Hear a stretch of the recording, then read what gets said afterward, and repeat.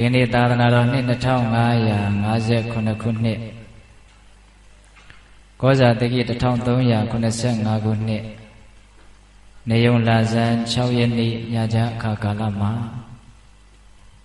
ကချင်ပြည်နယ်ဗန်းမော်မြို့တိန်တော်ကြီးမြတ်စွာဘုရားပရဝဏ်တွင်မှာတည်ရှိတဲ့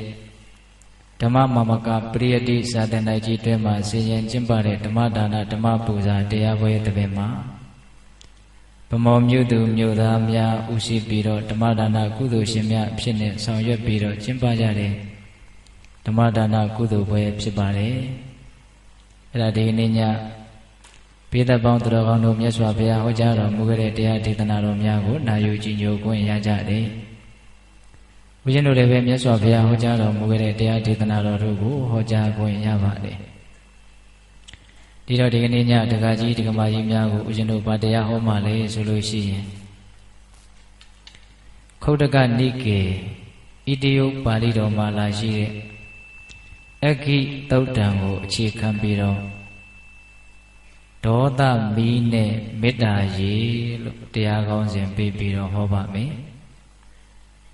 အက္ခိသုတ်တံမှာမြတ်စွာဘုရားကလောကကြီးမှာမီးနဲ့တူတဲ့တရား၃မျိုးရှိတယ်ဆိုတဲ့အကြောင်းတတ္တဝါတွေကိုမီးလိုလောင်ကျွမ်းပြည့်စေနိုင်တဲ့မီးလိုပူလောင်တဲ့တရား၃မျိုးရှိတဲ့အကြောင်းအဲ့ဒီတရားတွေကဘာတွေလဲဆိုတော့ယာဂမီးဒေါသမီးမောဟမီးဆိုပြီးတော့မြတ်စွာဘုရားဟောတာအဲ့ဒီယာဂဆိုတဲ့ဆွလန်းခြင်းမီးဒေါသဆိုတဲ့စိတ်တူစိတ်ဆိုးစိတ်ပြက်မကျေနပ်တဲ့ဒေါသမီးသစ္စာတရားအမှန်တရားတွေကိုသိမြင်နားလည်မှုမရှိတဲ့မောဟမီးဒီမီး၃မျိုးကိုငြိမ့်သက်ပုံငြိမ့်သက်နည်းနဲ့ကွာအက္ခိသုတ်တံမှာမြတ်စွာဘုရားဟောထားတယ်အဲ့ဒီအက္ခိသုတ်တံကိုအခြေခံပြီးတော့အင်္ဂုတ္တရနိကေတတ္တကနိဗ္ဗပါဠိတော်မှာလာရှိတဲ့ကောရဏသုတ်တံနဲ့ခြံရံပြီးတော့ပိဿပေါင်းသူတော်ကောင်းတို့ကိုဦးဇင်းတို့ဒီနေ့ညဒေါသမီးနဲ့မေတ္တာရေလို့တရားကောင်းစဉ်ပေးပြီးတော့ဟောပါမယ်နော်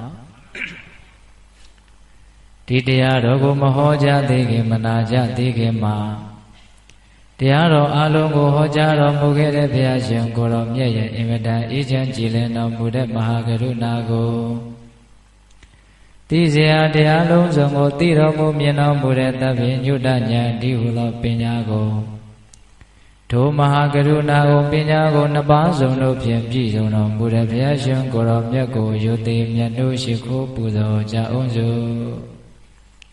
အလုံးလက်အုပ်ချီမှုပြီးတော့အာယုံပြုကြရအောင်ကရုဏာတိတလဟရယံပညာပိဇောတဝိဟတမောဟတမသာနရမရလောကကရောဝန္တိဒုက္ခတံဂတိဝိမုဒ္ဒံကရုဏာတိတလဟရယမဟာကရုဏာတော်ဖြင့်ဤမြတော်စိတ်နှလုံးလေးရှိတော်မူပါ၏ထသောပညာပိဇောတဝိဟတမောဟတမအရဟတမေတိဟုသောအယံဝလင်းဖြင့်ဝိဇ္ဇာတိဟုသောမိုက်မောင်ကိုဖယ်ခွာတော်မူ၏ထသောသာနရမရလောကကရောလူနှင့်မြမတတဝနန္တတို့ဤကြောက်ထီတန်တို့အလေးကရုပြုရာတဆူရီသောဆရာသခင်လည်းဖြစ်တော်မူပါ၏ထသောဂတိဝိမုဒ္ဒံဒေဝမနုဿာနိရယနှင့်ပေတတရိစ္ဆာလာယရှိငါတန်သောဂတိတို့မှလိထိုသဖြင့်ကင်းလွတ်တော်မူ၏ထသောဒုက္ကတံတတ္တဝါတို့ဟာအကျိုးများကြောင့်ဟုတ်မှန်သောစကားကောင်းကိုသာမျက်ဆိုတော်မူပါ၏ထသောဗုဒ္ဓံသစ္စာလေးရတရားမြတ်ကိုလက်ပေါ်တင်နာဗရမကဲ့သို့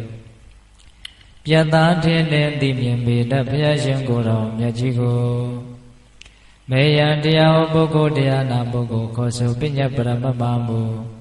ယုံနာနှဖျားဖြစ်ကြပါသောဘုရားတပည့်တော်တို့သည်ဝိနေဝနာမှာကာယဝစီမနောချီ၍သုံးလီဒွါရပနာမဖြင့်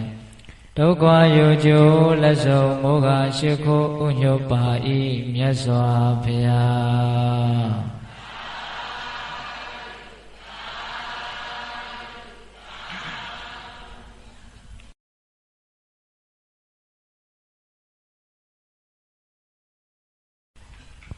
ဒေါသမီးနဲ့မေတ္တာရည်တဲ့စတင်ပြီးတော့နာယူကြည်ညိုကြရအောင်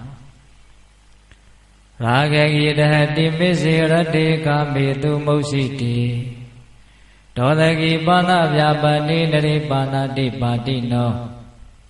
မောဟဂိပါဏတံမုံလီအရိယာရမေအာကောဝိတိဧတေအဂိအဇာနန္ဒတက္ကာယပိရတဝဇာဟောဒီလောကကြီးမှာကာမတရားတွေရဲ့ပုံမှာတူဝေကြတဲ့ပုဂ္ဂိုလ်တွေရဲ့တန်တန်ကိုယာဂဆိုတဲ့ဆွဲလန်းခြင်းမီးဟာတောက်လောင်နေယာဂဆိုတဲ့မီးကိုဘာကြောင့်တောက်လောင်တယ်လဲဆိုတဲ့အကြောင်းတရားနဲ့တကွမြတ်စွာဘုရားကအရင်စတင်ပြီးတော့ဟောတယ်လောကမှာဆွဲလန်းခြင်းမမောခြင်းတွေ့တာခြင်းဆိုတဲ့ယာဂတရားအဲ့ဒီယာဂဟာမီးပါတဲ့မြတ်စွာဘုရားကတတ္တဝါတွေကိုမီးလိုပူလောင်စေတယ်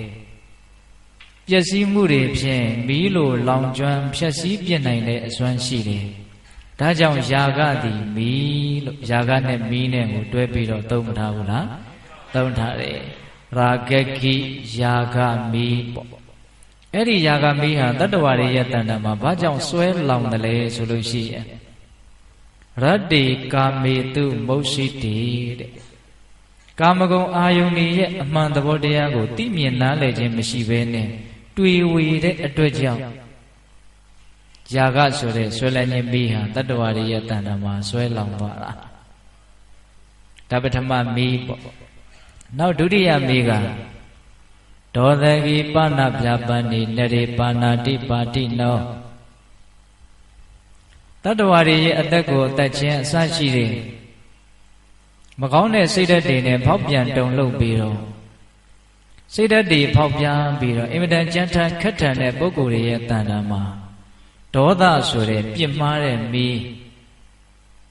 စွဲညှိပြီးတော့တောက်လောင်နေတဲ့ဒုတိယမီးဒေါသမီးအဲ့ဒီဒေါသဆိုတာလည်းပဲမီးတစ်မျိုးပါတဲ့တတ္တဝါတွေကိုပူလောင်စေတယ်အကျိုးမဲ့တွေဖြင့်ပျက်စီးအောင်ဖျက်ဆီးပြစ်နိုင်တဲ့အစွမ်းလောင်ကျွမ်းပြစ်နိုင်တဲ့အစွမ်းရှိတယ်ဒါကြောင့်ဒေါသဟာလည်းမီးတစ်မျိုးပဲလို့ဒုတိယမြောက်ဒေါသကိဆိုပြီးဒေါသနဲ့မီးကိုတွဲပြီးတော့သုံးမထားဘူးလားသုံးထားတယ်ဒေါသမီးတဲ့သူလည်းတတ္တဝါတွေကိုပူလောင်စေတယ်လောင်ကျွမ်းပြီးတော့ဖျက်ဆီးပြစ်နိုင်တဲ့အစွမ်းရှိတယ်ပေါ့နောက်ဦးဇင်းတို့တတိယမီးကတော့မောဟဂိပဏတံမုံလေအရိယဓမ္မေအာကောဝိရေအရိယသူတော်ကောင်းကြီးတွေသိတယ်အင်မတန်တန်ရှင်းတဲ့သစ္စာ၄ပါးတရားမြတ်တွေကိုသိမြင်နားလည်ခြင်းလိမ္မာကျွမ်းကျင်ခြင်းမရှိကြတဲ့ပုဂ္ဂိုလ်တွေရဲ့တဏ္ဍာကိုမောဟဆိုတဲ့မီးဟာဆွဲလောင်နေမောဟမီးမောဟဆိုတာလည်းမီးတစ်မျိုးပါတဲ့တတ္တဝါတွေကိုပူလောင်စေတယ်အကျိုးမဲ့တွေဖြင့်ပျက်စီးသွားအောင်ဖျက်ဆီးပြစ်နိုင်တဲ့အစွမ်းရှိတယ်မောဟမီးအဲ့ဒီမောဟဆိုတဲ့မီးကတော့ပေတပေါင်းသူတော်ကောင်းတို့လောင်မှမသိလောင်တဲ့မီးပေါ့ဆိုကြပါစို့ယာဂဆိုတဲ့မီးကတော့လောင်နေတယ်ဆိုရင်သိတာလေ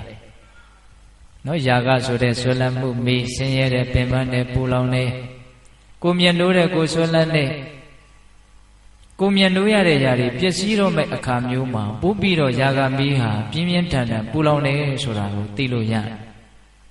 ဒေါသဆိုတဲ့မီးကလည်းပဲလောင်ကျွမ်းနေတဲ့အခိုက်အတန့်မှာကိုသူကတော့တိတိတာတာထင်ထင်ရှားရှားမီးရဲ့သဘောကိုပေါ်လွင်အောင်သူကပြနိုင်တယ်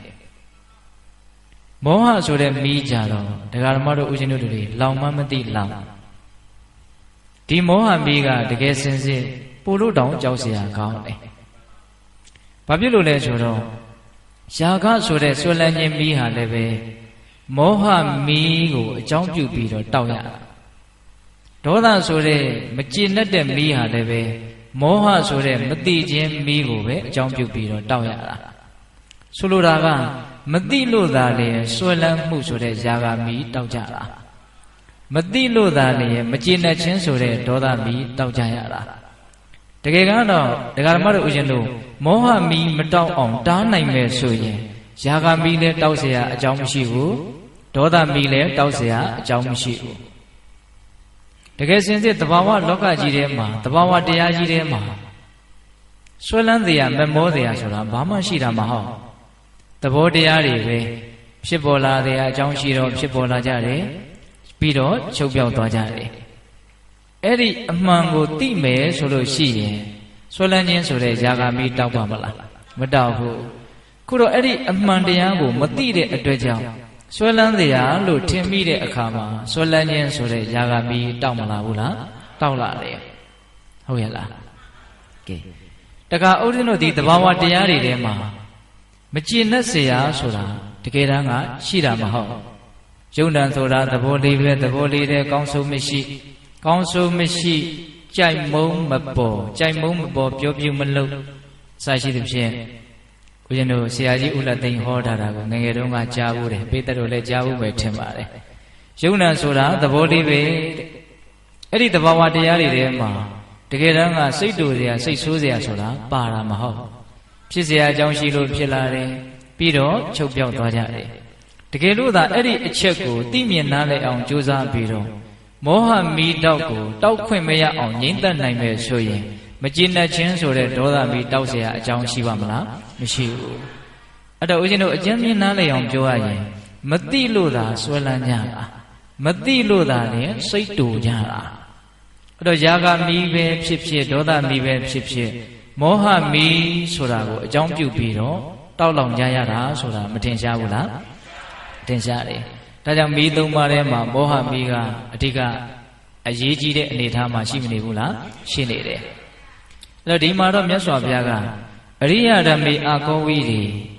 အရိယာတို့သိတဲ့အင်မတန်မြင့်မြတ်တဲ့တရားတွေကိုသိမြင်လိမ္မာကျွမ်းကျင်ခြင်းမရှိကြတဲ့ပုဂ္ဂိုလ်တွေရဲ့တန်တမှာမောဟဆိုတဲ့မီးတောက်တယ်လို့အကြောင်းတရားလေးနဲ့တကွာပြောထားတာအဲ့တော့မောဟမီးဆိုတာဘာလဲလို့ပြောရင်အကျဉ်းမြင်အဖြစ်ပြောရရင်တော့သစ္စာလေးပါးကိုမသိတာကိုမောဟမီးလို့ဆိုရတယ်ဘဝမှန်သမျှခန္ဓာမှန်သမျှဆင်းရဲဒုက္ခမျှတာပဲလို့လောကကြီးရဲ့ပထမအမှန်တရားကိုသိမြင်နားလည်မှုမရှိဘူးဆိုရင်အဲ့ဒါမောဟမီးတောက်တာကိုယ်ဘဝပဲဖြစ်ဖြစ်သူ့ဘဝပဲဖြစ်ဖြစ်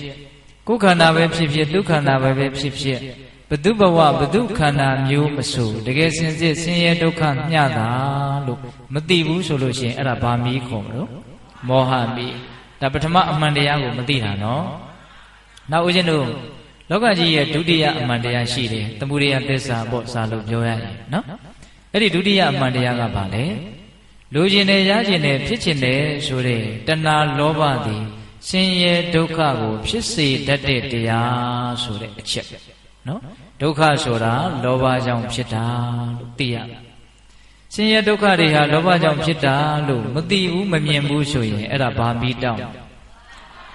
မောဟမီးတောင်းတယ်ဟုတ်ရဲ့လား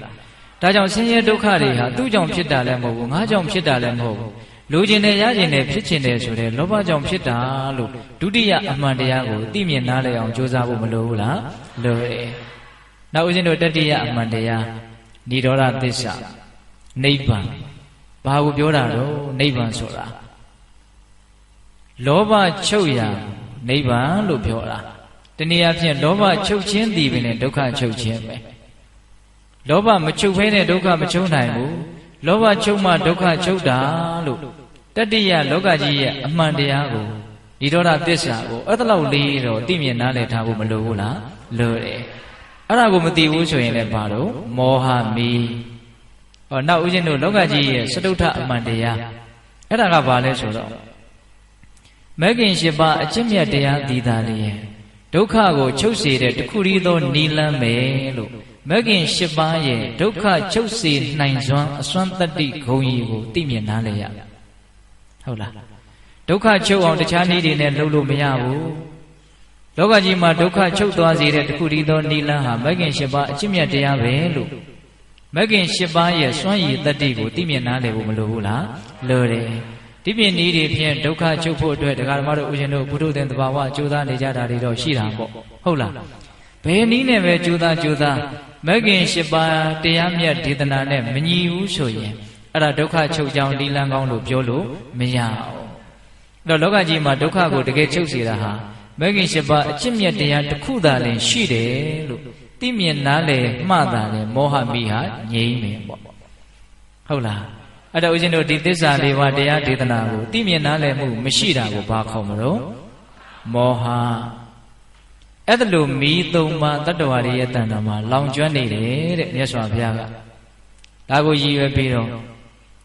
ရာဂကိတဟတိမေစေရတ္တေကာမေတုမုတ်စိတိဒေါသကိပနာပြပန္နိနရေပါဏာတိပါတိနောမောဟကိပါဏတမုံလေရိယဓမ္မေအာကောဝိရိဧတေအကိအဇာနန္ဒတက္ကာယပိရတာပဇာအဲ့ဒါလို့မိသုံးပါးတောက်လောင်ပြီးတော့အကျိုးမဲ့တွေဖြင့်ပျက်စီးနေတာပူလောင်နေတာဆင်းရဲနေတာကိုမသိကြမမြင်ကြတဲ့အတွက်ကြောင့်တတ္တဝါတွေဟာတက္ကာယဆိုတဲ့ဒီဒုက္ခတရားတွေရဲ့အပေါ်မှာပျော်မွေ့ပြီးတော့အကောင်းထင်ပြီးတော့ရစ်မှုပြီးတော့နေကြတာတဲ့ဟုတ်ရဲ့လားအေးဒီမိတွေရဲ့တတ္တဝါတွေရဲ့ပေါ်မှာနှိမ့်ဆက်နိုင်စွမ်းဆိုးနိုင်စွမ်းကိုမသိတဲ့အတွက်ကြောင့်ဒကာဓမ္မတို့ဦးဇင်းတို့တွေဟာတက္ကာယဆိုတဲ့ဒီဘဝရဲ့ပေါ်မှာတွေ့တာမမောပြီးတော့ဆွဲလန်းပြီးတော့ရစ်မှုပြီးတော့ပျော်ပြီးတော့နေကြတာတက္ကာယဘိရတာပဇာဒါပြောတာနော်တကယ်စင်စစ်ဒီမီးသုံးပါးဟာဒကာဓမ္မတို့ဦးဇင်းတို့ရဲ့အပေါ်မှာပြင်းပြင်းထန်ထန်နှိမ့်ဆက်နိုင်တဲ့ပြင်းပြင်းထန်ထန်ပူလောင်စေတယ်မီးဆိုတဲ့အတိုင်းပဲပွားလာတဲ့သဘောရှိတယ်များလာတဲ့သဘောရှိတယ်မီးဆိုတဲ့သဘောအတိုင်းပဲကူးဆက်တဲ့သဘောလည်းရှိတယ်ဆိုကြပါစို့မီးတွေဟာဘလို့ကူးသွားလဲမီးတွေဟာဘလို့များလာတယ်ဘလို့ပွားလာတယ်ဆိုတာလေးနည်းနည်းလေးစဉ်းစားကြည့်ပဲဟုတ်လားဦးဇင်းတို့ယာကဆိုတဲ့ဆွလန်းခြင်းမီးဒေါသဆိုတဲ့မကျေနပ်ခြင်းမီးမောဟဆိုတဲ့တူဝီမိုက်မဲခြင်းမီးတွေလောင်ကျွမ်းလာပြီဆိုလို့ရှိရင်ဘယ်ထိမီးတွေဟာတက်ပြီးတော့လောင်ကျွမ်းနိုင်လဲဆိုတော့ဒုစရိုက်မီးဆိုတာကိုတက်ပြီးတော့လောင်ကျွမ်းနိုင်တယ်ယာကဒေါသမောဟကိုအခြေခံပြီးတော့ပဲတတ်ခြင်းခိုးခြင်းကာမကိစ္စဖောက်ပြန်ခြင်းလိန်ညာပြောခြင်းအဆရှိတဲ့ဝစီဒုစရိုက်တရားဒီလိုမကောင်းမှုတွေကိုပြုမိမှပြုံးမိမှဖြစ်တယ်ဆိုတာဆွဲလန်းလို့သာလျင်ကာယကံတွေဟာမှားကြတာဆွဲလန်းလို့သာလျင်ဝစီကံတွေမှားကြတာအဲ့ဒါလိုပဲမကျေနပ်လို့သာလျင်ကာယကံဝစီကံအမှုတွေမှားကြတာမဟုတ်လားအေးဒါကြောင့်ပိဿပေါင်းသူတော်ကောင်းတို့ဉာဏ်ရှိပါတယ်အလုံးဒါကိုနားလည်နိုင်ပါတယ်ယာကဒေါသမောဟကိုအကြောင်းပြုပြီးတော့တတ္တဝါတွေဟာဒုစရိုက်မှုတွေဖြင့်မိုက်မဲပြီးတော့ဒုစရိုက်မီးတွေဆက်ပြီးတော့တောက်တာမရှိဘူးလားရှိတယ်ကမ္ဘာလောကကြီးဘာကြောင့်ပူလောင်နေသလဲဘာကြောင့်အန္တရာယ်တွေနဲ့ရောပြွန်းပြီးတော့စိုးရင်တွေအနေထားမှာရှိနေတယ်ဆိုရင်အဲ့ဒီဒုစရိုက်မီးတွေတောက်နေလို့ကမ္ဘာလောကကြီးဟာမငြိမ်းချမ်းတာပေါ့အဲ့ဒီဒုစရိုက်မီးရဲ့အခြေခံဟာဘာဖြစ်နေတော့ယာကဒေါသမောဟမီးဆိုတဲ့မီးသုံးပါးဟာဒုစရိုက်မီးရဲ့အခြေခံဖြစ်မနေဘူးလား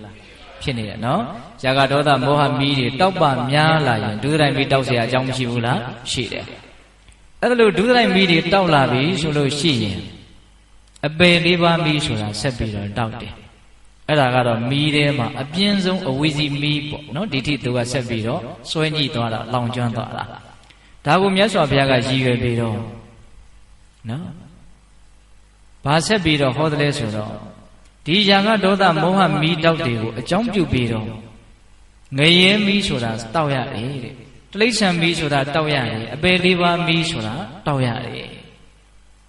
မီးတွေကူးသွားပုံကိုပိဿပေါင်းသူတော်ကောင်းတို့နားလည်ကြတယ်နော်အေးယာကဒေါသမောဟမီးကိုအကြောင်းပြုပြီးတော့ဒုစရိုက်မီးတောက်တယ်ဒုစရိုက်မီးကိုအကြောင်းပြုပြီးတော့အပယ်လေးပါးမီးတွေတောက်ကြတယ်ဒါနဲ့အဲ့ဒါလို့ဆိုတဲ့ဒီမီးသုံးပါးကိုဘယ်ပုံစံဘယ်နည်းလမ်းဖြင့်ငြိမ့်သက်ကြမလဲဆိုတာလေး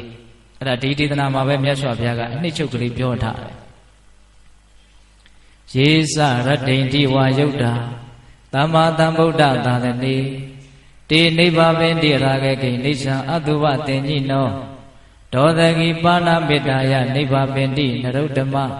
မောဟကိပါဏပညာယယာယံနိဗ္ဗေဒဂာမိနိအဓိပ္ပာယ်ကဘာပြောလဲဆိုတော့ဟောဒီဘုရားမြတ်စွာသာသနာရဲ့အတွင်းမှာငါသည်ဒီမိသုံးပါးကိုငြိမ့်သက်ဖို့ကြိုးစားမယ်ဆိုပြီးတော့လုံလဝရိယနဲ့အထုတ်နေတဲ့ပုဂ္ဂိုလ်တွေဟာတဲ့တေနိဗ္ဗာပင်တိရာဂကိနိစ္စံအတုပတင်ကြီးနောတဲ့ယာကဆိုတဲ့မီးကို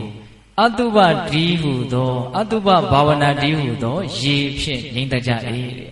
ဟောနီလံကလေးစရပြီနော်ဆွဲလန်းခြင်းဆိုတဲ့ယာကမီးကိုဘာရေနဲ့ငြိမ့်သက်မယ်အတုပဘာဝနာဒီဟုသောရေဖြင့်ငြိမ့်သက်ကြအတုပဆိုတာပိဿပေါင်းသူတော်ကောင်းတို့အဆိုတာကမရှိတာတုပဆိုတာကတင့်နေတာတင့်တယ်ခြင်းမရှိတဲ့သဘောပေါ့ လူတွေတည်သွားပြီဆိုတော့အတုပရှုကြွပါဆိုပြီးတော့ဖိတ်ကြတာတွေမရှိဘူးလားရှိတယ်နော်အတုပရှုကြတယ်ပေါ့တကယ်တမ်းကတော့မသေးခင်မှာပဲလှုပ်ရှားသွားလာပြောဆိုနေတဲ့ဒီခန္ဓာမှာကိုပဲအတုပကရှုလို့မရဘူးလားရတာပေါ့တည်တဲ့အတုပရှိတယ်လို့မသေးခင်မှာလည်းပဲအတုပမရှိဘူးလားရှိတယ်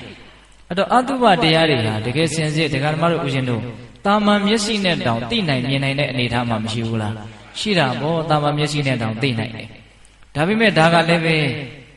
သိမြင်နားလည်အောင်ကြိုးစားမှသိတာအမှတ်တမဲ့နေရင်တော့စိတ်ဟာအင်မတန်လှည့်စားတဲ့သဘောရှိတယ်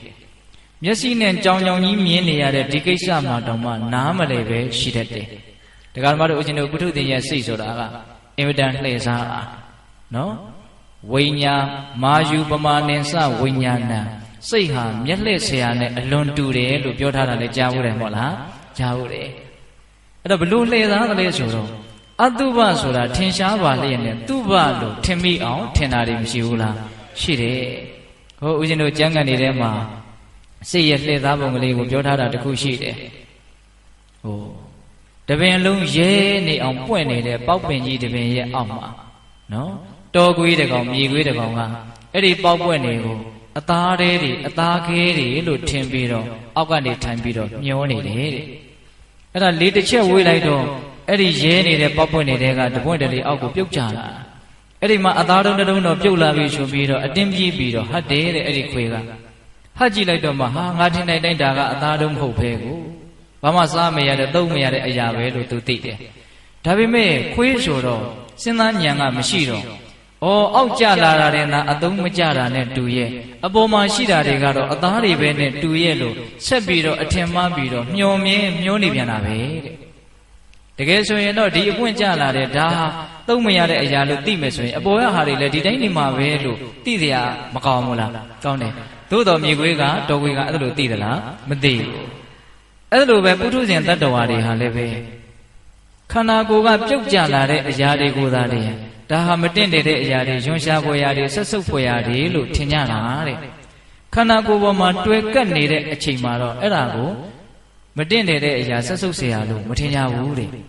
ဟုတ်တယ်ဗျနော်တွေးတွေပါတွေထွေးပြီးပြီဆိုရင်လက်နဲ့ပါနဲ့ထိကျင်သလားစိတ်ထဲမှာဒါရွှန်เสียရပဲဆက်ဆုပ်เสียရပဲလို့သိတယ်ဒါပေမဲ့ကိုယ်ပါဇက်ထဲကတွေးကိုတော့မြင်ရင်ဖြစ်ရင်မျိုးချနေတာပဲလေရွှန်ရကောင်းမှသိသလားတကယ်တမ်းကဒီတွေးနဲ့အောက်ထွေးလိုက်တဲ့တွေးဟာအတူတူပဲမဟုတ်လားဘာမှကာလကွာသေးတာကိုထွေးပြီးချင်းကိုမကြည့်ချင်ဘူးအဲ့ဒီဥစ္စာကိုဒါပေမဲ့ပါဇက်ထဲဟာကျတော့ရွှန်ရကောင်းမှမသိဘူးဟုတ်လားအဲ့ဒါလိုပဲခေါင်းကဆန်းပင်ခေါင်းပေါ်မှာနေတော့တသားသားနဲ့လှည့်သားပုံကလေးတွေကိုပြောတာပါထမင်းကွက်တဲ့ဟင်းကွက်တဲ့ရောက်သွားရင်တော့ထမင်းစားတောင်တချို့ပြက်တယ်လို့ဆိုတယ်ဘလို့ဖြစ်သွားတယ်တော့မသိဘူးဟုတ်လားတကယ်ဆိုရင်အောက်ကဟာယွန်းတယ်ဆိုရင်ဘောဟာလည်းယွန်းဖို့ကောင်းတာပေါ့နော်ဒါကြောင့်တရားဓမ္မတို့ဦးဇင်းတို့ရဲ့စိတ်ဟာသိမြင်နားလည်အောင်မကြိုးစားဘူးဆိုရင်တော့အပေါ်ယံလေးဆိုပေမဲ့လို့လည်းပဲခက်ခဲနေတတ်တယ်ဦးဇင်းကတော့တခါလေးကြမ်းကြမ်းဖန်ဖန်စဉ်းစားကြည့်တယ်တို့ပုထုဇဉ်တွေရဲ့ညာဟာအလွန်တုံးတာပဲလို့နော်အင်မတန်ပါလွှာတဲ့အရေးပြားလေးကိုတောင်ဖောက်ပြီးတော့မမြင်နိုင်ဘူးလို့တကယ်ဆိုရင်အင်မတန်ပါတဲ့အရေးပြားလေးအောက်မှာမတင့်တယ်တဲ့ရဲနေတဲ့ဆက်စုပ်ပွဲကောင်းတဲ့ထိကျင်စရာတို့ကျင်စရာမကောင်းတဲ့အရာရှိတယ်ဆိုတာလူတိုင်းမသိဘူးလားသိတယ်ဒါပေမဲ့အရေးပြားလေးနဲ့အုပ်ထားတော့အယောင်မျိုးမျိုးဖြစ်နေတာပေါ့လေဟုတ်လားအဲ့တော့တရားဓမ္မတို့ဦးဇင်းတို့ရဲ့ဉာဏ်ကိုစူးရှခြင်းနဲ့ထက်မြက်ခြင်းနဲ့ဆိုရင်တော့အနည်းနဲ့အများကတော့လေ့ကျင့်မှဖြစ်လိမ့်မယ်ဟုတ်လားအဲ့ဒါအတုပတင်ညာဆိုတာအဲ့ဒါကိုပြောတာမတင့်တယ်တာကိုအမှတ်ရတဲ့သဘောငါခန္ဓာကိုယ်မှာဘာမှတင့်တယ်တာမရှိဘူးနော်ဘာမှသိမ့်ထားခြင်းစရာလူချင်းစရာမမောစရာဘာမှမရှိဘူးဆိုတာကိုအမှန်တိုင်းသိမြင်နားလည်ကြဖို့မလိုဘူးလားလိုတယ်စံမေမွေးခြင်းခြေသီးလက်သီးသွားအရေးအသားအကျော်အယိုးအစရှိတဲ့ဖြင့်32ခုဌာနကို32ပုံဉာဏ်ဖြင့်ခွဲခြမ်းစိတ်ဖြာဝေဖန်ပြီးတော့ပုံကြည့်တတ်ဖို့မလိုဘူးလားအဲ့ဒါဆိုလို့ရှိရင်ယောက်ျားလည်းမတွေ့ရဘူးမိန်းမလည်းမတွေ့ရဘူးငါဆိုတာလည်းမတွေ့ရဘူးယွန်းရှာဆက်စုပ်ဖွယ်အစုအဝေးနေတာနဲ့တွေ့ရလိမ့်မယ်တရားဆိုတာရိုးတော်ရိုးရိုးလေးနော်တခါကြီးမိုင်ပြတကယ်လုတ်ကြည့်မှဒီအလုတ်ရဲ့ကိုယ့်ရဲ့စိတ်ကိုဘလောက်ငြိမ်းချမ်းစေနိုင်တယ်လဲဆိုတာကပေါ်တယ်လားဟုတ်ရလားအေးဒီနေရာမှာမြတ်စွာဘုရားကအဲ့ဒီအတုပတင်ညာမတင့်တယ်တာကိုအမှတ်ရတယ်ဆိုတဲ့အတုပဘာဝနာဖြင့်ယာကဆိုတဲ့ဆွလန်းခြင်းမီးကိုငြိမ်သက်ကြရမယ်လို့မြတ်စွာဘုရားကနိလန်ပေးတာ တကယ်တမ်းကယာဂမီးကိုလည်းပဲတရားဓမ္မတို့ဦးဇင်းတို့တွေပေါ့တွက်လို့တော့မရဟိုယာဂမီးကအပေါ်ယံကြည့်ရင်တော့တောက်လောင်နေတဲ့အချိန်မှာပူတယ်လို့သိမထင်ရဘူးတချို့ဆိုလို့ရှိရင်ယာဂမီးကိုပူတယ်လို့မထင်တဲ့အပြင်ตาရသေးရချမ်းသာတယ်လို့ထင်နေတာတောင်ရှိတယ်ဟုတ်ရဲ့လား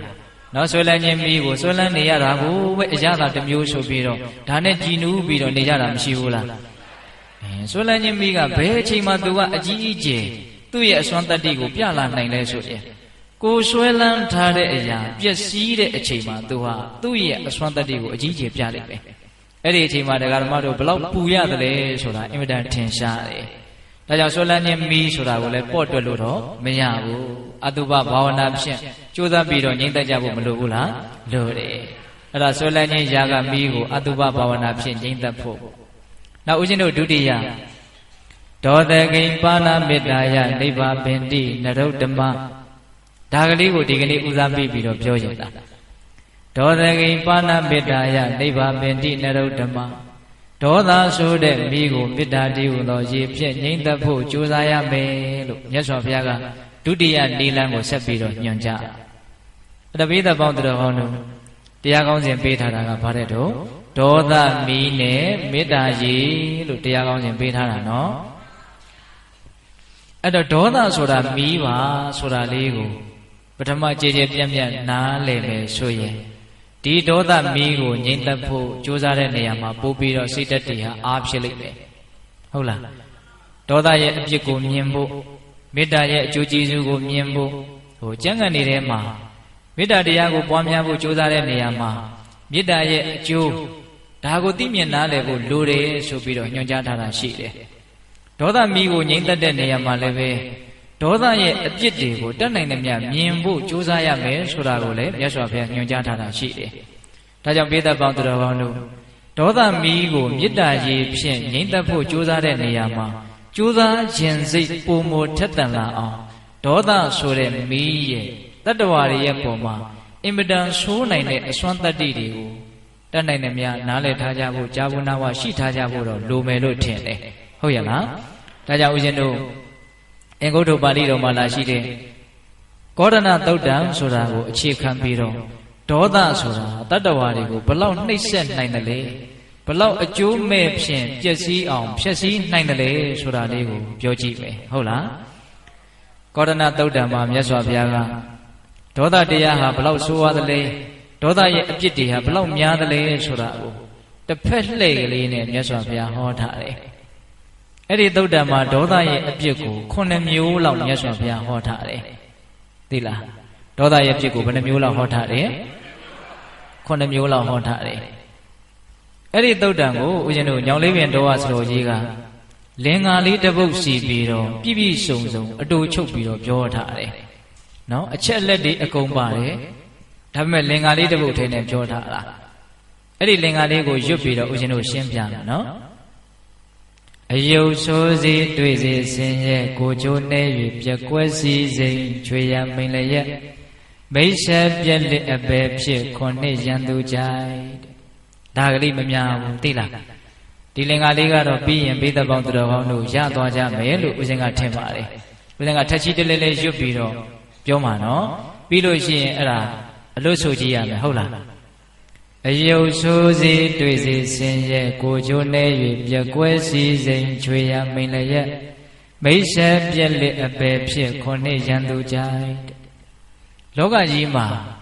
ကိုယ့်ရဲ့ရန်သူတွေကိုမုန်းနေတဲ့သူတွေသဘောကျသွားသည်မဲ့အချက်9ချက်ကိုဒေါသကဖြစ်အောင်လုပ်လိုက်တယ်တဲ့ဒေါသရဲ့အပြစ်ကိုတစ်ဖက်လက်လေးနဲ့ပြောပြတာမြတ်စွာဘုရားကပထမဒေါသရဲ့အပြစ်ကဘာလဲဆိုတော့အယုတ်ဆိုးစေတဲ့ဒေါသဖြစ်လာပြီဆိုလို့ရှိရင်ရုပ်ရည်ပျက်စီးသွားတယ်သိလားပင်ကိုယ်ကကြည့်ကောင်းရှုကောင်းတဲ့ရုပ်ရည်ရှိတဲ့ပုဂ္ဂိုလ်ပင်ဖြစ်တော်လည်းပဲဒေါသဖြစ်နေတဲ့အခိုက်အတန့်မှာတော့ကြည့်ခြင်းစရာမြင်ခြင်းစရာမကောင်းတော့တော်တော်အံ့ဩစရာကောင်းတယ်နော်ဒေါသရဲ့အစွမ်းတတ္တိကမျက်လုံးပုံသဏ္ဍာန်နှာခေါင်းပုံသဏ္ဍာန်မျက်နှာပုံသဏ္ဍာန်ပါးစပ်ပုံသဏ္ဍာန်တွေဘာမှပြောင်းသွားတာမဟုတ်ဒီရုပ်ကြီးနဲ့ပဲဒေါသမဖြစ်တဲ့အချိန်နဲ့ဒေါသဖြစ်တဲ့အချိန်မှာရုပ်ကတော်တော်ကွာခြားမသွားဘူးလား ကွာခြားသွားတယ်ဒေါသဖြစ်နေတဲ့အခိုက်အတန့်မှာတော့ပင်ကိုယ်ကချုံမောလှပတဲ့ပုဂ္ဂိုလ်ပင်ဖြစ်တော်လဲပဲကြည့်မကောင်းရှုမကောင်းဖြစ်သွားတာကတော့တော်တော်သိကြတယ်အဲ့ဒါဦးဇင်းကစဉ်းစားကြည့်တယ်အော်စွန့်လိုက်တဲ့ဒေါသပဲလို့ဘာမှတိတိတန်တာပြောင်းလဲသွားတာမဟုတ်ဘဲနဲ့ရုပ်ကကြည့်လို့ရှုလို့မကောင်းတော့ဘူးအဲ့ဒါဘေးသက်ပေါင်းတော်ကောင်းတို့ကိုယ့်ရဲ့ရုပ်ရည်ဟာအဲ့ဒါလိုပျက်စီးသွားတာကိုဘယ်သူမှလိုချင်ကြမယ်ဖြစ်ချင်ကြမယ်မဟုတ်ပါဘူးဟုတ်ရဲ့လားဟေးဒါပေမဲ့ဒေါသဖြစ်လာပြီဆိုတော့ရုပ်ရည်ကတော့ပြတ်သွားတာအမှန်ပဲဟုတ်ရဲ့လားအဲ့လိုကိုယ်မှာဒေါသတရားကြောင့်ကြည့်မကောင်းရှုမကောင်းရုပ်ရည်ပျက်စီးသွားတာကိုများမုန်းတဲ့လူတွေကိုယ့်ရဲ့ရန်သူတွေကသိခဲ့မယ်မြင်ခဲ့မယ်ဆိုရင်သဘောကျကြမှာပဲတဲ့ဒါပြောတာဟုတ်လားကိုကတော့ရန်သူတွေမုန်းတဲ့လူတွေကိုသဘောကျသိခြင်းနဲ့စိတ်ပဲရှိပါမှာတော့သို့တော်ဒေါသကမုန်းတဲ့လူတွေကိုယ့်ရဲ့ရန်သူတွေသဘောကျအောင်လုပ်ပေးလိုက်တယ်လို့ပြောတာဟုတ်ရဲ့လားဒါကြောင့်ပထမဒေါသရဲ့အပြစ်တီဘာလဲဆိုလို့ရှိရင်ရုပ်ရည်ပျက်စီးအောင်ဖြက်စီးပြစ်တဲ့အစွမ်းတတိရှိတဲ့အဖြစ်နော်ဒီနေရာမှာပိဿပေါင်းတော်ကောင်းတို့ဒေါသတရားရုပ်ရည်ကိုဖြက်စီးတယ်ဆိုတာကပြစ္ဆုတ်ပံဖြစ်နေတဲ့အခိုက်အတန့်မှာရုပ်ရည်ပျက်စီးတာကိုရည်ရွယ်ပြောတာတန်တရားအဆက်ဆက်ဘဝတိုင်းမှာဆိုးဝါးတဲ့ရုပ်ရည်ကိုဘာကြောင့်ရတယ်လဲဆိုတဲ့အပိုင်းမှာလည်းပဲဒီဒေါသကိုပဲမြတ်စွာဘုရားဟောထားနော်ပိဿပေါင်းသူတော်ကောင်းတို့လူချင်းတူပေမဲ့လို့ရုပ်ရည်ချင်းတူရသလားမတူဘူးပုံစံမျိုးမျိုးနဲ့ဟုတ်လားပုံစံမျိုးမျိုးနဲ့နော်အဲ့ဒီမှာတချို့ရုပ်ရည်ဟာကြည့်လို့ကောင်းတယ်တချို့ရုပ်ရည်ကကြည့်လို့မကောင်းဘာကြောင့်အဲ့လိုကြည့်မကောင်းရှုမကောင်းရုပ်ဆင်းအင်္ဂါဆိုးဝါးတာလဲဆိုရင်ဒေါသကြောင့်ဆိုးဝါးတာတဲ့မြတ်စွာဘုရားဟောထားတာပိဿတို့ကြားဖို့တယ်မဟုတ်လားဟိုဦးဇင်းတို့သုလကာမဝိပင်္ဂသုတ်တံမှာလေသူဘလူလင်ကမြတ်စွာဘုရားကိုလာမေးလို့ဖြေထားတာပိဿတို့ကြားဖို့တယ်နော်ဟိုမြတ်စွာဘုရားလက်ထက်ကတောရိယပုံနာကြီးဆိုတာရှိတယ်နော်ဒီဇလန်လေးကလူတိုင်းလူကြားဖို့ပါလေနော်အသက်ရှင်တန်နေထိုင်စဉ်တွင်မှာလည်းပဲမြတ်စွာဘုရားကိုသူကမကြည်ညိုဘူးနောက်တော့သေပြီးတဲ့နောက်သူသားရဲ့အိမ်မှာပဲခွေးကလေးဖြစ်တယ်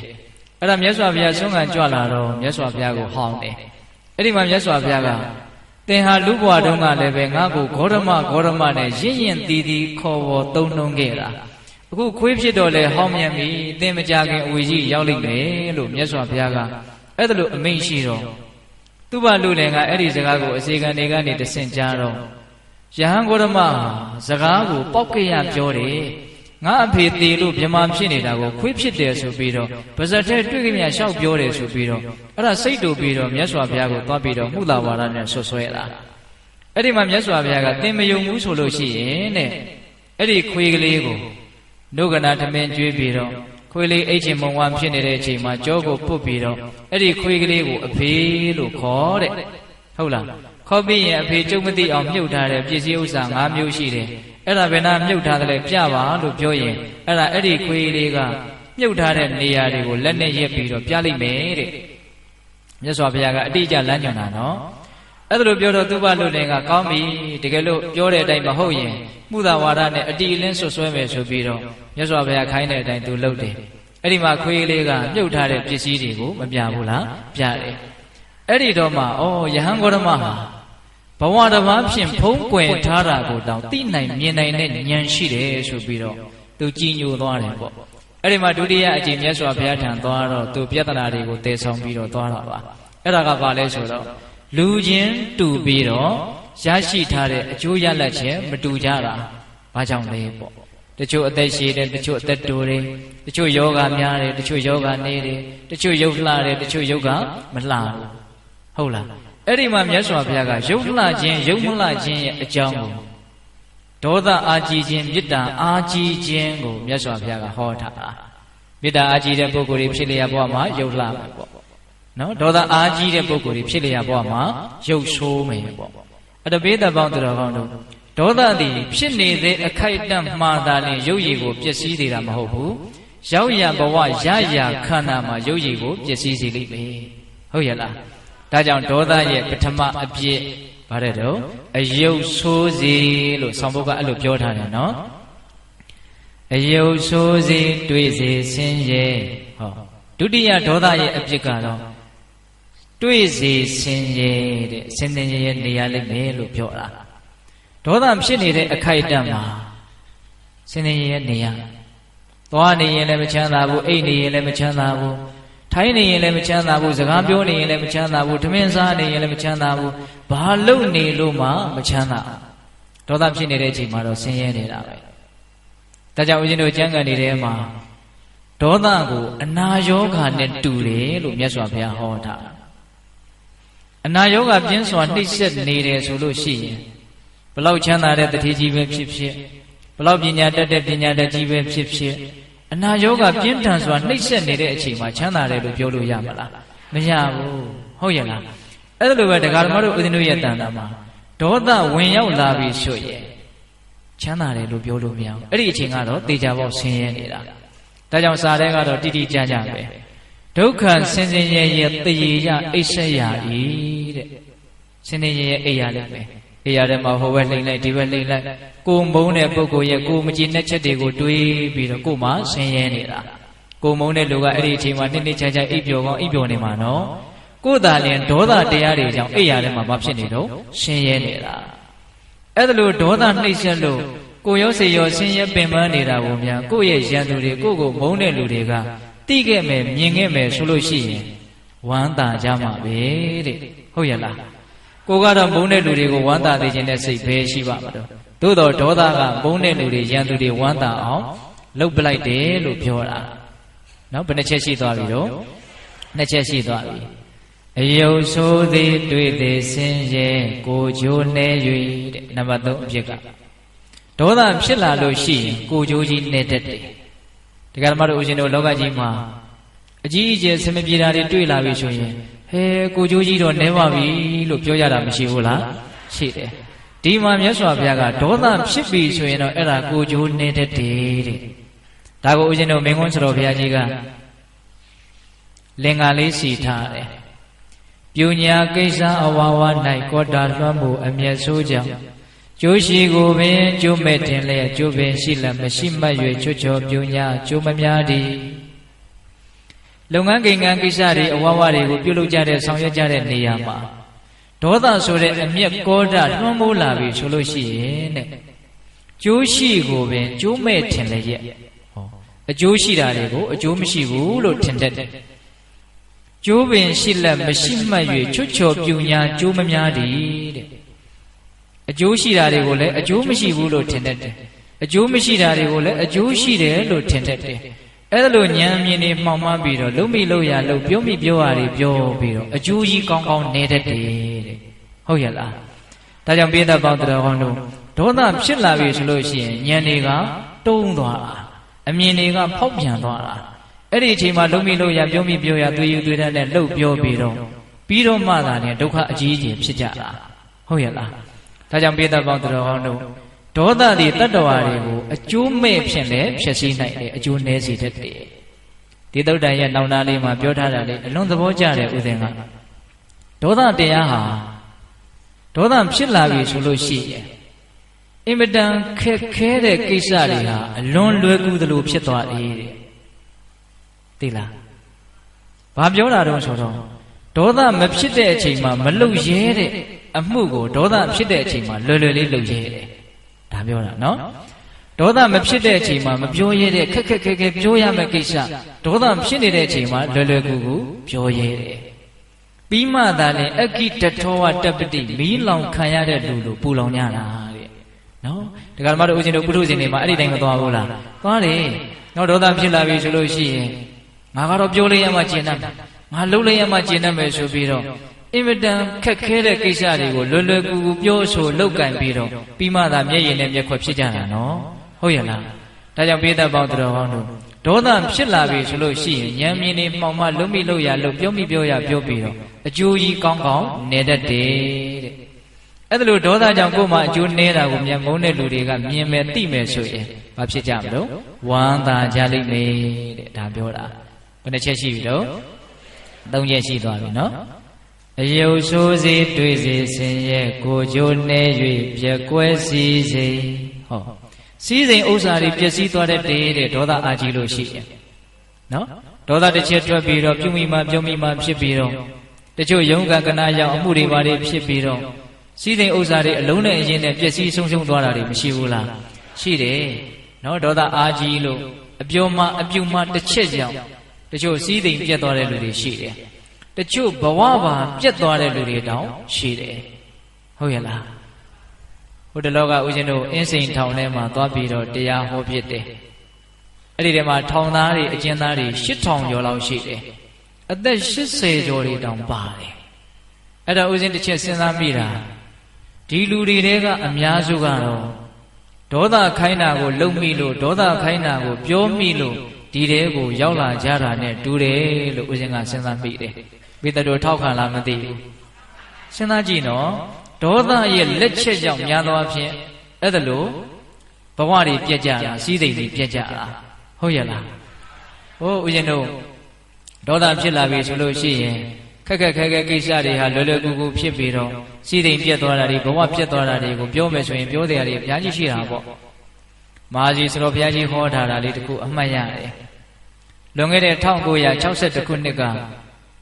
ပသိမ်ကြီးမြို့နယ်ထဲမှာဒဟတောဆိုတဲ့ရွာရှိတယ်အဲ့ဒါတကာကြီးရဲ့နာမည်ကဦးအေးတဲ့သူ့မှာသမီးလေး2ယောက်ရှိတယ်မတ်ကြီးတဲ့မတ်ကြီးတဲ့အဲ့ဒါဓမ္မကြီးဆုံးသွားတော့ဒီသမီးလေး2ယောက်ကိုပြုစုကျွေးမွေးပြီးတော့နေတာပေါ့လေအဲ့ဒါသမီးအကြီးကအသက်20ကျော်အငယ်မလေးကအသက်ကွာတယ်10နှစ်ကျော်12နှစ်ပဲရှိသေးတယ်အဲ့ဒါဆေးလိမ့်လိမ့်ပြီးတော့သူတို့ကအသက်မွေးဝမ်းကြောင်းမှုပြုရတယ်အဲ့ဒါတနေ့တော့ညီမ2ယောက်အိမ်အောက်မှာထိုင်ပြီးတော့ဆေးလိမ့်လိမ့်နေရင်းနဲ့အမဖြစ်တဲ့လူကညီမကိုခေါ်တယ်ဘယ်ခေါ်တာလဲဆိုတော့ရွာဦးเจ้าမှာအငိမ်မွဲရှိတယ်သွားကြည့်ရအောင်လို့ခေါ်တာအဲ့တော့ညီမဖြစ်တဲ့လူကမလိုက်ချင်အဲ့တော့မဖြစ်တဲ့လူကခေါ်တာမလိုက်ရကောင်းလားဆိုပြီးတော့ဆဲတယ်အဲ့ဒီမှာညီမကလည်းသူ့ကိုဆဲတာဆိုတော့ပြန်ဆဲတာပေါ့အဲ့ဒီမှာအမကကိုယ့်ကိုဆဲရကောင်းလားဆိုပြီးတော့စိတ်တူပြီးတော့စိတ်လိတ်လေးရင်းဆိုတော့ဘန်းထဲမှာကကက်ကြီးကလည်းရှိနေတာကိုအဲ့ဒါကက်ကြီးနဲ့ဒီညီမလေးကိုပြစ်ထည့်လိုက်တယ်အဲ့ဒါကန်ဆိုးရင်တော့ဝဲဘက်ရင်အောင်မို့ကိုကက်ကြီးကသွားဆိုင်အဲ့ဒီကျမှဟာငါဘာတွေလုံးမိပါလေတခါလေသူယူတန်ယူနဲ့သွားပြီးတော့ညီမလေးကိုပွေတယ်အဲ့ဒါညီမလေးဟာသူ့လက်ထဲမှာပဲသွေးတွေစီးကြပြီးတော့ပွဲချင်းပြီးသေရှာတယ်နော်အဲ့ဒါဒီညီမလေးရဲ့အလောင်းကိုပိုက်ပြီးတော့သူကိုယ်တိုင်ပဲအဖမ်းခံပါတယ်အဲ့ဒီအမကအဲ့ဒါစဉ်းစားကြည့်သူ့မှာထောင်နေလဲကြာရတယ်ဖေးကြီးမှလည်းပဲသမီးလေး2ယောက်ရှိတာတယောက်ကဆုံးတယ်တယောက်ကထောင်ထဲမှာနေရဒီအမဟာလွတ်လာပြီဆိုရင်လည်းပဲစိတ်ချမ်းသာမှုရဖို့ဆိုတာမလွယ်ဘူးငါအင်မတန်ချစ်တဲ့ညီမလေးဟာငါလက်ချက်နဲ့သေဆုံးရှာတယ်ဆိုတဲ့နောင်တတရားနဲ့ပူပူလောင်လောင်အချိန်ကုန်ရဖို့များတယ်အဲ့တော့တည်ငါဖြစ်ပေါ်လာတဲ့ဒေါသတရားကိုမထိန်ချုပ်လိုက်နိုင်တာနဲ့အကြီးအကျယ်ဘဝကိုဖျက်ဆီးသွားတာဒါကြောင့်ဒေါသအာကြီးတဲ့ပုဂ္ဂိုလ်တွေတတိထားရရှိတာကတစ်ချက်မှားလိုက်ရင်တချို့အမှားတွေကပြင်လို့မရတာတွေရှိတယ်။ပြင်လို့ရတဲ့အမှားဆိုရင်ကိစ္စမရှိဘူး။ပြင်လို့မရတဲ့အမှားမျိုးပြင်ဖို့သိခက်တဲ့အမှားမျိုးဆိုရင်အများကြီးနစ်နာသွားတဲ့အကြောင်းမရှိဘူးလား။ရှိတယ်။ဒါကြောင့်မြတ်စွာဘုရားကဒေါသအာကြီးလို့ရှိရင်ကာယကံဝစီကံတွေချွတ်ချော်မှားယွင်းပြီးတော့စီးစိမ်ဥစ္စာတွေပျက်စီးတတ်တယ်။တနည်းအားဖြင့်ဘေးသက်ပေါင်းတော်တို့ချဲ့ထွင်ပြီးတော့နားလည်ရမှာကစီးစိမ်နေမကဘူးဘဝပါပြတ်သွားနိုင်တယ်ဆိုတာကိုနားလည်ကြဖို့မလိုဘူးလားလိုတယ်ဟိုဦးဇင်းတို့ကမ္မလူမျိုးနယ်တဲကိုတရားပွဲတစ်ခါသွားဟောဘူးတယ်လွန်ခဲ့တဲ့3-4နှစ်လောက်ကအဲ့မှာသတင်းတစ်ခုကြားရွာတရွာလူ2ယောက်ကမျက်နှာချင်းဆိုင်ပြီးတော့ဆိုင်ကယ်စီးလာရင်းနဲ့နည်းနည်းလေးပွတ်မိသွားတာပေါ့အဲ့2ယောက်လုံးကလည်းမူးနေတာလည်းပါပါပေါ့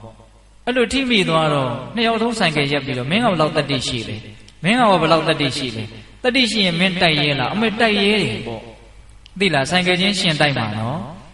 အဲ့ဒါစိန်ခေါ်ပြီးတော့အဲ့ဒီနားတဲ့ဆိုင်ကယ်တွေကိုနောက်အသီးသီးဆုပ်ပြီးတော့အရှိန်ကိုအပြင်းဆုံးတင်ပြီးတော့2ယောက်ရင်ဆိုင်ပြီးတော့တိုက်တာ2ယောက်လုံးပွဲချင်းပြီးသေးတယ်သိလားနောက်တခါကြီးဒီမိုင်များအဲ့လောက်ယူတယ်မိုက်တယ်ဆိုတာပင်ကိုကတော့မယူဘူးအဲ့ဒါဒေါသဝင်လာလို့ယူသွားတာဟုတ်ရဲ့လားဒေါသဖြစ်လာရင်လူရဲ့ညံဟာဘာဖြစ်သွားတော့အမောင်ဖုံးသွားတာဒါကြောင့်ဦးဇင်းတို့ဣတိယုပါဠိတော်မှာပဲဒုထောအဋ္ဌနာသာနာတိဒုထောဓမ္မနပတ္တိတရာအန္တဓမ္မဟောတိယံဒေါသောဟရတိနရံဆိုပြီးတော့ဂါထာလေးတခုဟောထားတာရှိတယ်ဒေါသလွှမ်းမိုးလာပြီဆိုလို့ရှိရင်အကျိုးအကြောင်းအဆိုးကောင်းဘာမှမသိတော့နော်ဒေါသလွှမ်းမိုးလာပြီဆိုလို့ရှိရင်အဲ့ဒီအခိုက်တန်အဲ့ဒီတည်ငါမှာအဲ့ဒီပုဂ္ဂိုလ်အတွက်အမိုက်အမှောင်ကြီးလိုဖြစ်သွားတယ်တဲ့ဟုတ်လားဒါကြောင့်ပိဿပေါင်းတော်ကောင်းတို့ဒေါသဖြင့်မိုက်မှောင်မှုမရှိအောင်ကြိုးစားကြဖို့မလိုဘူးလားလိုတယ်အဲ့ဒါမြတ်စွာဘုရားကဒီဒေသနာမှာ ဒေါသအားကြီးလို့ရှိရင်စီးစိမ်တွေပျက်စီးသွားတတ်တယ်အဲ့ဒါကိုမြန်မုန်းတဲ့လူတွေရန်သူတွေကသိခဲ့မယ်မြင်ခဲ့မယ်ဆိုလို့ရှိရင်ဝမ်းသာကြမှာပဲတဲ့ငါမုန်းတဲ့လူဒေါသကြောင့်ပျက်စီးနေတယ်ဆိုတာကိုသိရင်ဝမ်းသာမှာပေါ့နော်ကိုကတော့မုန်းတဲ့လူတွေကိုဝမ်းသာသိခြင်းနဲ့စိတ်ဘယ်ရှိပါ့မလို့သို့တော့ဒေါသဖြစ်လာပြီဆိုရင်မုန်းတဲ့သူတွေဝမ်းသာအောင်ဒေါသကလှုပ်ပလိုက်တာဆိုတဲ့အဓိပ္ပာယ်ဦးဇင်းတို့ဒီကောရဏသုတ်တံကိုဖတ်ကြည့်တော့ဩမြတ်စွာဘုရားကဒေါသကိုစိတ်နာအောင်ကိုဟောထားသလားလို့တောင်စိတ်ထဲမှာခံစားရတယ်နော်တရားဓမ္မတို့ဦးဇင်းတို့လက်ခံသိမ့်ပိုက်ထားတဲ့ဒေါသတရားဟာအဲ့ဒါလို့နှိမ့်ဆက်နိုင်စွမ်းရှိတယ်ဆိုတာကိုနားလည်ထားကြဖို့မလိုဘူးလားလိုတယ်အဲ့ဒါဘယ်နဲ့ချက်ရှိသွားပြီတော့အယုတ်ဆိုးစေတွေ့စေဆင်းရဲကိုကြိုးနှဲ၍ပြက်ကွဲစီစေဒီရောက်သွားပြီနော်ပြက်ကွဲစီစေချွေရန်မိန်လျက်ဟောငါးခုမြောက်အဖြစ်ချွေရန်မိန်လျက်ဆိုတာချွေရန်ဆိုတာယတဆိုတဲ့ပါဠိစကားကိုသူကဗမာမှုပြုတ်ထားတာနော်ယတဆိုတာကအချွေရန်လို့လည်းအဓိပ္ပာယ်ရတဲ့အကျော်အစောဂုံတည်နာမည်ကြီးခြင်းဒါကိုယတပေါ့ဟုတ်လားဒေါသအားကြီးတဲ့ပုဂ္ဂိုလ်များအဲ့ဒီနာမည်ကောင်းတွေအဲ့ဒီဂုံသတင်းတွေအဲ့ဒီသိက္ခာတွေဟုတ်လားအဲ့ဒီအချွေရန်တွေအကျော်စောတွေအကုန်လုံးပျက်စီးသွားတတ်တယ်တဲ့နော်ပိဿပေါင်းသူတော်ကောင်းတို့စစ်မှန်တဲ့ဂုံကလေးတစ်ခုရဖို့နာမည်ကောင်းလေးတစ်ခုရဖို့ဆိုတာမလွယ်ပါဘူးနော်အချိန်ယူပြီးတော့တော်တော်ကြိုးစားမှဂုံဆိုတာနာမည်ဆိုတာလေးရတာဟုတ်လားအဲ့ဒီခရခက်စီတီဆောက်ထားရတဲ့ကိုယ့်ရဲ့ဂုံသတင်းလေးကိုယ့်ရဲ့နာမည်ကောင်းလေးဟာဒေါသတစ်ချက်ထွက်လိုက်တာနဲ့အဲ့ဒါဘုံကနေပြုတ်ကျသွားနိုင်တယ်ဒေါသမှာအဲ့လောက်စွမ်းတယ်နော်တခါကြီးမိုင်များဟုတ်လားဒါကြောင့်ဒေါသဖြစ်လာလို့ရှိရင်ကိုယ့်ရဲ့ဂုဏ်တွေသိက္ခာတွေကျပြီးတော့အရှက်တကွဲအကျိုးနဲ့ဖြစ်တတ်တယ်ဆိုတာကိုနားလည်ပြီးတော့လည်းပဲဒေါသတရားနဲပါအောင်ကြိုးစားကြဖို့မလိုဘူးလားလိုတယ်ဒါကြောင့်ဒေါသရဲ့ငါးခုမြောက်အပြစ်တွေဂုဏ်သိက္ခာကျဆင်းသွားတတ်တယ်နော်နာမည်တွေပြတ်သွားတတ်တယ်ဒါကိုပြောတာအဲ့ဒါလို့ကိုယ်မှာဒေါသကြောင့်ဂုဏ်တွေပြည့်ပြီးတော့နာမည်တွေပြတ်ပြီးတော့အရှက်တွေကွဲတယ်ဆိုတာကိုများကိုယ့်ရဲ့မုန်းတဲ့လူတွေကသိခဲ့မယ်မြင်ခဲ့မယ်ဆိုရင်သဘောကျကြမှာပဲတဲ့ဟုတ်ရဲ့လားအယုတ်ဆိုးစေတွေ့စေဆင်းရဲကိုကြိုးနှဲ၍ပြက်ကွဲစီစိန်ချွေရမိန်လည်းရက်မိတ်ဆက်ပြက်လက်အပယ်ဖြစ်ခုနှစ်ရန်သူကြိုက်နံပါတ်6အပြစ်ကမိတ်ဆက်ပြက်လက်မိတ်ရွှေတွေပျက်စီးသွားတတ်တယ်မိတ်ရွှေတွေကကိုယ့်ကိုခွာသွားတတ်တယ်ဆိုတာကိုပြောတာကိုကထိကနေရှိစိတ်တို့ထိကနေရှိစိတ်တို့ဒီခန္ဓာကဘာမှမရှိနော်အဲ့ဒါလိုဒေါသတရားနဲ့ခက်ထန်ကြမ်းတမ်းပြီးတော့နေမယ်ဆိုရင်ကြာရင်ကိုယ့်ဘေးမှာရှိတဲ့မိကောင်းဆွေကောင်းတွေဟာကိုယ့်ဒဏ်ကိုမခံနိုင်မဲနဲ့ခွာရှောင်သွားကြလိမ့်မယ်ကိုယ့်မှာသာလေအထီးချာနော်တယောက်တည်းဖြစ်နေရမှာနော်ဒါကြောင့်ပိဿပေါင်းတော်ကောင်းတို့ဒေါသတရားသည်မိတ်ဆွေကိုပျက်စီးစေတယ်ဒေါသအာကြီးတဲ့ပုဂ္ဂိုလ်တွေမိကောင်းဆွေကောင်းမရှိတတ်ဘူးရှိတဲ့ရင်လည်းကြာကြာမတည်တတ်ဘူးဒါကြောင့်ဦးဇင်းတို့ဏီတိမှာပြောထားတဲ့စကားလေးတစ်ခုအမှတ်ရတယ်မေတ္တာတရားကတော့အေးချမ်းလွန်းလို့လနဲ့တူတယ်တဲ့မသာလဲတသာလဲတကြည်ကျင်တယ်မြင်ကျင်တယ်ပေါ့ဒေါသကတော့နေနဲ့တူတယ်တဲ့နော်ဒေါသကတော့နေမင်းကြီးနဲ့တူတယ်ပူလုံးလောင်လုံးလို့မကြည့်နိုင်ဘူးမမြင်နိုင်ဘူးမကြည့်ခြင်းဘူးမမြင်ခြင်းဘူးဟုတ်ရဲ့လားဒါကြောင့်ကိုကထိကနေရှိစိတ်တို့ထိကနေရှိစိတ်တို့ဒေါသရဲ့သားကောင်ဖြစ်နေမယ်ဆိုလို့ရှိရင်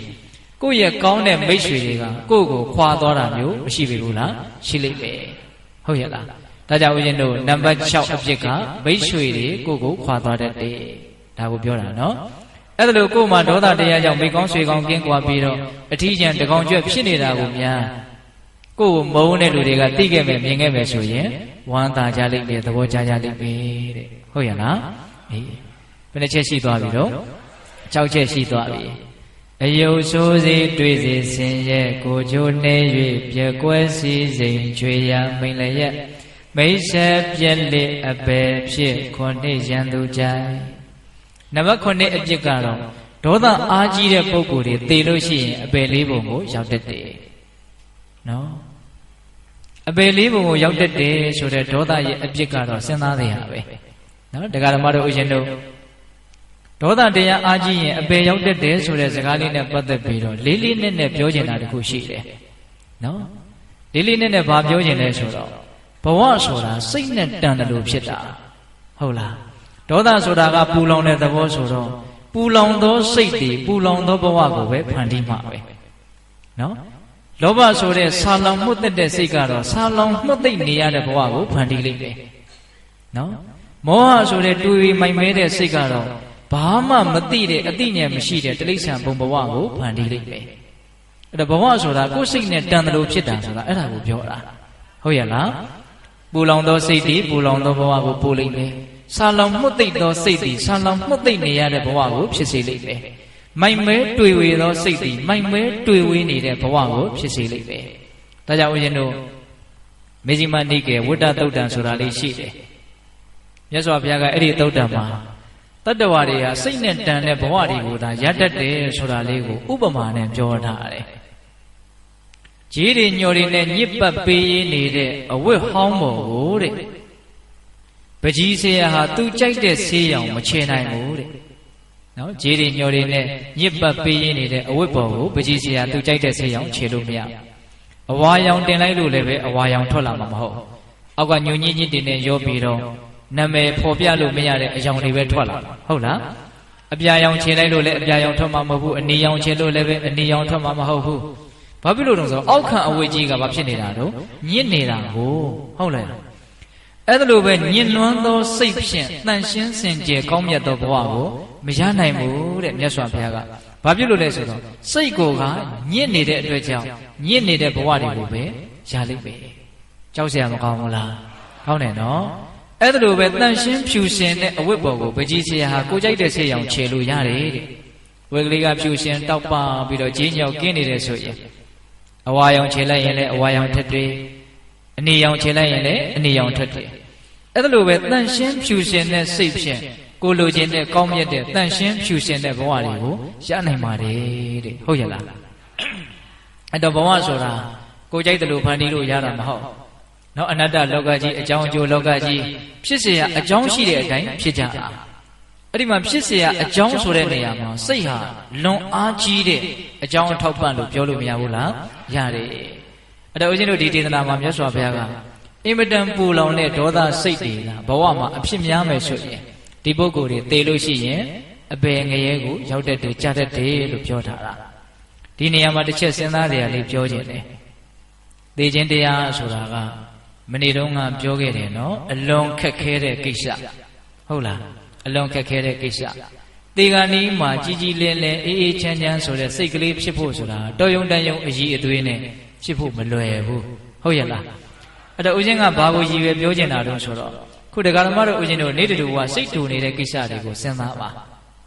ါနေတူကစိတ်တူနေတဲ့ကိစ္စဟာဘာမှမပြောပလောက်တဲ့အသေးအမွှားလေးတွေနဲ့ပတ်သက်ပြီးတော့စိတ်ကဒိုးတူနေတာအဲ့ဒါကိုသတိထားရမယ်ဘယ်လိုသတိထားရမှာလဲဆိုတော့ဒီအသေးအမွှားလေးတွေနဲ့ပတ်သက်ပြီးတော့တောင်ငါဒီစိတ်တူနေတယ်ဆိုရင်သေဂာနီးမှာအလွန်ခက်ခဲတဲ့အလွန်ကြီးကျယ်တဲ့ပြဿနာကြီးနဲ့တွေ့ရင်တေချာပေါက်ငါဒီစိတ်တူပြီးတော့သေရလိမ့်မယ်ပြီးတဲ့ဒီအချက်ညင်းလို့ရမှာလားစဉ်းစားကြည့်နော်ဘဝမှာပုံမှန်တွေ့နေရတဲ့ဘာမှမပြောပလောက်တဲ့အခက်အခဲလေးတွေကိုတောင်ကိုကစိတ်တူပြီးတော့ဖြည့်ရှင်းနေတယ်ဆိုရင်တကယ်အကြီးကြီးသောအခက်အခဲနဲ့တွေ့ရင်သေချာပေါက်စိတ်ကတူတော့ပဲဟုတ်ရဲ့လားဒါကြောင့်အသေးအမွှားစိတ်တူစရာလေးတွေကိုတွေးလို့ရှိရင်မတူနဲ့ဒါထက်ခက်ခဲတဲ့ပြဿနာကြီးနဲ့ငါရင်ဆိုင်ရအောင်မှာအဲ့ဒီအချိန်မှာစိတ်မတူအောင်အခုအသေးလေးတွေနဲ့တွေ့တဲ့အခါမှာစိတ်မတူတဲ့အလေးအကျင့်ကိုငါပြုစုပြောထောင်မယ်လို့ဒီလိုစိတ်ကူးထားဖို့မလိုဘူးလားလိုတယ်ခုဒီကဓမ္မတို့ဦးဇင်းတို့တွေကထိကနေရှိရင်စိတ်ကတူထိကနေရှိရင်စိတ်ကတူတိခတ်တဲ့အလေးကျင့်ကအလွန်နေတယ်နည်းနည်းလေးပြောလိုက်တာနဲ့ကိုပဲအကြီးအကျယ်စိတ်တူတာတွေမရှိဘူးလားရှိတယ်အဲ့ဒါလို့စိတ်တူတဲ့အလေးကျင့်ကြီးကိုသာမွေးနေမယ်ဆိုရင်တော့ဒီအလေးကျင့်ကြီးကသေဂာနီးထိပါသွားပြီးတော့သေဂာနီးမှာပြဿနာကလည်းပူကြီးကျယ်တာကတစ်ပိုင်းအလေးကျင့်ကြီးပါနေတာကလည်းတစ်ပိုင်းအလေးကျင့်ကဘယ်လောက်ထိများနေတော့ဘယ်လောက်ထိအလေးအကျင့်များနေတော့ဆိုရင်ဘယ်လောက်ကျွမ်းကျင်နေသလဲဆိုတာကိုထောက်ရင်သိနိုင်တယ်ဒကာဓမ္မတို့ဦးဇင်းတို့စိတ်တူတဲ့ကိစ္စမှာဘယ်လောက်ကျွမ်းကျင်နေထင်လဲကိုယ့်ကိုစိတ်တူလို့တူလိုက်မှန်းတောင်မသိရအောင်ကျွမ်းကျင်တယ်ဟာငါပဲချိန်စိတ်တူလိုက်ပါလေဟုတ်လားစိတ်တူတာအဲ့လောက်ကျွမ်းကျင်နေတယ်နော်ကျွမ်းကျင်မှာပေါ့အလေးအကျင့်တွေကများနေတရက်ကိုဘယ်နှခါလောက်စိတ်တူတော့တရက်ကိုအများကြီးတူတယ်ဟုတ်လားတစ်လဆိုရင်ဘယ်လောက်ရှိမလို့တစ်နှစ်ဆိုရင်ဘယ်လောက်ရှိမလို့နှစ်ပေါင်း40 50နေလာပြီဆိုရင်စိတ်တူတဲ့အလေးအကျင့်တွေကိုငါဘယ်လောက်ကြီးများတောင်လေ့ကျင့်ပြီးသွားပြီတော့စဉ်းစားရမလို့လားလို့တယ် အဲ့ဒီစိတ်တူတဲ့အလေးအကျင့်နေရာမှာစိတ်ရှည်တဲ့အလေးအကျင့်လေးအစားထိုးရထိကနေရှိရင်စိတ်တူသီးမခံတဲ့အလေးအကျင့်နေရာမှာသီးခံတဲ့အလေးအကျင့်လေးအစားထိုးရမယ်ဟောပြောပါစီပြုပါစီဖြစ်ပါစီထားလိုက်ပါတော့လို့အဲ့ဒါလိုမျိုးနော်ပြီးနိုင်တဲ့တကယ်တမ်းကတော့အတွေ့အကြုံတွေဟာပြီးသွားတာကြီးပါပဲအဲ့ဒီအရာတွေကပြီးနေတယ်တကယ်သဘာဝတရားကြီးကပြီးနေတယ်ကိုကမပြီးနိုင်အဲ့ဒါကိုကသီးခံတဲ့သဘောတရားလက်ကင်ထားပြီးတော့ဒီမွန်မြတ်တဲ့အမျက်ဆုံးအကျင့်လို့ဆိုရတဲ့သီးခံခြင်းအလေးအကျင့်ကိုဒကာဓမ္မတို့ဦးဇင်းတို့စွဲမြဲအောင်လေ့ကျင့်ကြဖို့မလိုဘူးလားလိုတယ်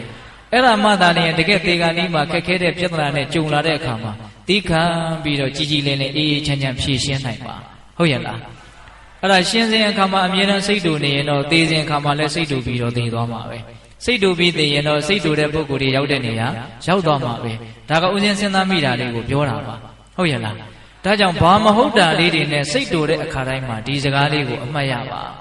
ဒီကိစ္စလေးကိုတောင်ငါစိတ်တူနေတယ်ဆိုရင်တေဂာနီးမှာငါစိတ်မတူဖို့လွယ်ပါမလားဒါလေးစဉ်းစားသိနေတာဥစဉ်ကဟုတ်လားအဲ့တော့ပိဿပေါင်းသူတော်ကောင်းတို့ဒါလေးကိုတော့လေးလေးနဲ့စဉ်းစားသိနေတယ်နော်ဟုတ်ရဲ့လားအေးအဲ့တော့မြတ်စွာဘုရားကဒီမှာသတိထားဖို့အတွက်ဒေါသအားကြီးတဲ့ပုဂ္ဂိုလ်တွေဟာတေဂာနီးမှာမကောင်းတဲ့စိတ်တွေဖြစ်ပြီးတော့အပေလေးပါးကိုရောက်တတ်တယ်တကယ်လို့မြန်ကိုယ့်ကိုမုန်းတဲ့ရန်သူတွေကငါမုန်းတဲ့လူကတော့အပေလေးပါးရောက်သွားပြီဆိုတာကိုသိခဲ့မယ်မြင်ခဲ့မယ်ဆိုရင်သူတို့ကဘာလုပ်ကြမလို့ဝမ်းသာကြလိမ့်မယ်တဲ့အဲ့ဒါရန်သူတွေမုန်းတဲ့လူတွေဝမ်းသာအောင်လှုပ်လိုက်တာတနည်းအားဖြင့်ခုနှစ်ခုမြောက်အပြစ်ပေါ့ဟုတ်ရဲ့လားအေးအယုတ်ဆိုးစေတွေးစေဆင်းရဲကိုကြိုးတဲ၍ပြက်ကွဲစီစေချွေရံမိန်လည်းရက်မိတ်ဆက်ပြက်လက်အပေဖြစ်ခုနှစ်ရန်သူကြိုက်တဲ့ပေးတဲ့တို့ရသွားပြီဟုတ်လားအေးအဲ့တော့ဦးဇင်းတို့ဘာကိုကြိုးစားပြီးတော့ပြောနေတာလဲဆိုတော့ဒေါသဆိုတဲ့မီးဒီတတ္တဝါတွေကိုဘလောက်လောင်ကျွမ်းနိုင်တယ်လဲဘလောက်အကျိုးမဲ့တွေဖြင့်ပျက်စီးအောင်ဖြည့်ဆည်းနိုင်တယ်လဲဆိုတာလေးကိုဒါသုတ်တန်ဒေသနာတစ်ခုကိုအထောက်ထားပြုပြီးတော့စဉ်းစားကြဖို့တွေးကြဖို့ဒါဦးဇင်းတို့ပြောလိုက်တာပါဟုတ်လားအေးအဲ့ဒီဒေါသတည်းဟူသောမီးကိုငြိမ့်သက်ဖြစ်ခြင်းတယ်ဆိုရင်အကောင်းဆုံးကတော့မေတ္တာတည်းဟူသောရေပါတဲ့ဟုတ်ရဲ့လားဒေါသကိဉ္ပါဏမေတ္တာယနိဗ္ဗာပင်တိနရုတ္တမနော်ဒေါသဆိုတဲ့မိကိုမေတ္တာတည်းဟူသောရေဖြင့်ငြိမ့်သက်ကြရမယ်ဒီနေရာမှာဦးဇင်းတို့စဉ်းစားတရားတစ်ခုရှိတယ်ယာဂဆိုတဲ့မိကိုအန္တုပဘာဝနာနဲ့ငြိမ့်သက်ရမယ်လို့အစတုန်းကပြောခဲ့တယ်နော်ခုဒေါသဆိုတဲ့မိကိုမေတ္တာတည်းဟူသောရေဖြင့်ငြိမ့်သက်ရမယ်လို့ပြောပြန်တယ်နော်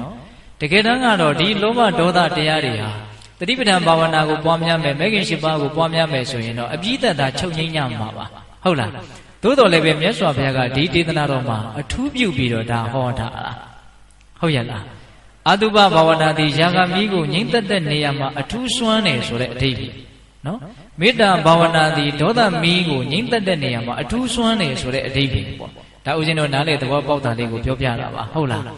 အဲ့တော့ဘေးသက်ပေါင်းသူတော်ကောင်းတို့မေတ္တာတရားကိုကြိုးစားပြီးတော့ပွားများခြင်းဖြင့်ဒေါသမီးကိုငြိမ့်သက်ကြဖို့မလိုဘူးလားလိုတယ်အဲ့တော့ဒီနေရာမှာမေတ္တာတဲ့လူငယ်တွေနားလည်အောင်နည်းနည်းတော့ပြောခြင်းတယ်မေတ္တာဆိုတာဘာလို့ဆိုတော့များသောအားဖြင့်လူတွေကမေတ္တာဆိုတာကိုချစ်ခြင်းလို့အကြံဉာဏ်နားလည်ထားကြတကယ်တမ်းကမေတ္တာကိုချစ်ခြင်းလို့ပြောတာဟာသိပြီးတော့မထီရောက်ဘူးလို့ထင်တယ်ရှုပ်ထွေးနေတယ်လို့ထင်တယ်တကယ်တမ်းကမေတ္တာဆိုတာဘာလို့ဆိုရင်မေတ္တာဆိုတာသူတစ်ပါးရဲ့ကောင်းကျိုးချမ်းသာကိုလိုလားတဲ့စိတ်သိလားငါသည်ဘေးရန်ကင်းခြင်းတယ်အဲ့ဒါလိုပဲတခြားသောတတ္တဝါတွေဟာလည်းဘေးရန်ကင်းခြင်းကြလိမ့်မယ်လို့ကိုယ်နဲ့နှိုင်းစာပြီးတော့တတ္တဝါတွေရဲ့ပုံမှာဘေးရန်ကင်းစေခြင်းတဲ့သဘောနော်ငါသည်ကျမ်းမာရေးကောင်းခြင်းတယ်ငါသည်နှလုံးစိတ်ဝမ်းငြိမ်းချမ်းခြင်းတယ်အဲ့ဒါလိုပဲတခြားသောတတ္တဝါတွေဟာလည်းကျမ်းမာရေးကောင်းခြင်းကြလိမ့်မယ်နှလုံးစိတ်ဝမ်းငြိမ်းချမ်းခြင်းကြလိမ့်မယ်လို့ကိုယ်နဲ့နှိုင်းစာပြီးတော့တခြားသောတတ္တဝါတွေလိုလားတောင်းတကြတဲ့ကောင်းကျိုးနဲ့ချမ်းသာရသွားကြပါစေလို့စိတ်ထဲကညှို့ပေးတယ်ဆိုရင်အဲ့ဒါဘာခေါ်မလို့မေတ္တာအဲ့တော့ဦးဇင်းတို့အလွယ်ဆုံးနဲ့အရှင်းဆုံးအတူဆုံးပြောရရင်တော့တတ္တဝါတွေရဲ့အပေါ်မှာချမ်းသာစေခြင်းနဲ့စိတ်ကိုဒါမေတ္တာစိတ်လို့နားလည်ရမယ်ကောင်းစားစေခြင်းလားကောင်းသွားစေခြင်းလားဟုတ်လားဒါကြောင့်ပိဿပေါင်းသူတော်ကောင်းတို့မေတ္တာတရားကြိုးစားပြီးတော့ပွားများကြတဲ့နေရာမှာအစကနဦးအလုံးသောတတ္တဝါအနန္တ ဘေးရန်ကင်းကွာကိုယ်စိတ်နှပြချမ်းသာချမ်းသာကြပါစေလို့နှုတ်ကတွတ်တွတ်နဲ့ရွတ်ဆိုနေဖို့လိုတယ်စိတ်ကလေးစိုက်ပြီးတော့စိတ်ကလေးညှွတ်ပြီးတော့အာယုံပြုတ်ပြီးတော့နော်ရွတ်ဆိုနေဖို့လိုတယ်နော်အဲ့ဒါလို့စိတ်စိုက်ပြီးတော့တကယ်စိတ်ပါလက်ပါရွတ်နေမယ်ဆိုလို့ရှိရင်ဒီမေတ္တာပို့နေတဲ့အလုပ်ရဲ့ပုံမှာစိတ်တွေဝင်စားပြီးတော့မေတ္တာရဲ့အရှိန်အစော်မေတ္တာရဲ့အစွမ်းတတ္တိကြောင့်ကိုယ်တိုင်ကိုပဲအေးချမ်းတယ်ဆိုတာကိုစတင်ပြီးတော့ခံစားရလိမ့်မယ်ဟုတ်ရဲ့လားအလုံးသောတတ္တဝါဘေးရန်ကင်းကွာကိုယ်စိတ်နှပြချမ်းသာချမ်းသာကြပါစေမကောင်းတာတွေဘာမှမဖြစ်ကြပါစေနဲ့ကောင်းတာမှန်သမျှအားလုံးဖြစ်ပါစေဟုတ်လားအဲ့ဒါလို့လှိုက်လှဲစိတ်ညှုပ်ပြီးတော့ရွတ်ဆိုနေခြင်းသည်ဒါဘာလုပ်နေတာတော့မေတ္တာပွားနေတာနောက်လိမ္မာကျွမ်းကျင်လာပြီဆိုလို့ရှိရင်နှုတ်ကမြွတ်ပြီးတော့မရွတ်ချင်လည်းရပြီအဲ့ဒီကြာရင်တော့စိတ်ထဲမှာပဲ